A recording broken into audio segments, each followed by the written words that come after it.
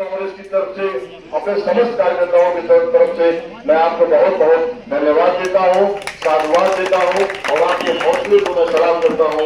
यहाँ जैसे नौजवानों की जरूरत है पार्टी में, संगठन में, कि आप बाबा साहब डॉक्टर भीमराव अम्बेडकर के बनाए हुए संविधान को आपको बचाना है।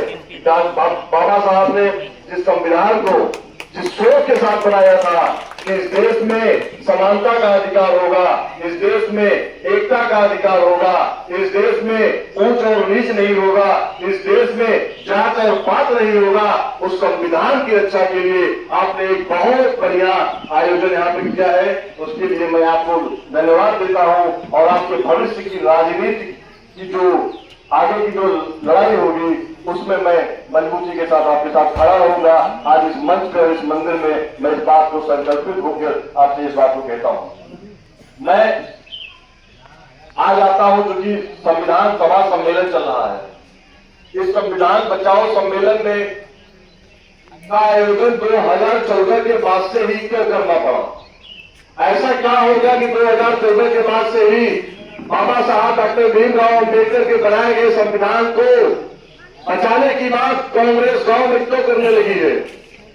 जो कांग्रेस के लोग गांव गांव जा रहे हो, कह रहे हैं कि बाबा साहब के बनाए गए संविधान को बचाने की जरूरत है, वो इसलिए कि भारतीय जनता पार्टी और आरएसएस के लोग जो कभी ये नहीं चाहते थे कि आप कुर्सी पर बैठे, आपके अंदर समानता हो, आपके बच्चे शिक्षित हो, आपके लिए जो लड़ाई है आसान हो, ये आरएसएस और भाजपा के लोग कभी नहीं चाहते थे।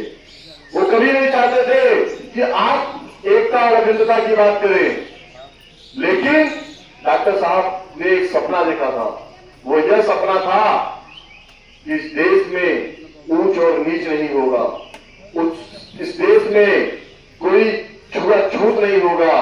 मुझे खुशी है कि जिस संविधान के तहत आज इस मंदिर पे हम लोग बैठे हैं, जो संविधान नहीं बना था तो यही भाजपा और आरएसएस में जो लोग हैं, जो उसको मानने वाले लोग हैं, वो आपको यहाँ पे बैठने का भी अधिकार नहीं देना चाहते थे। वो नहीं चाहते थे कि आप कुर्सी पर बैठे। लेकिन उसी संविधान के तहत आज हम सब लोग एक साथ बैठे हैं और हम सब लोग एकता, अखंडता और जातिवाद को हटा के समानता की बात करने के लिए बैठे हैं। भैया छोड़ दो ये सब, जैसे ना वैसे रहने के लिए होते यार।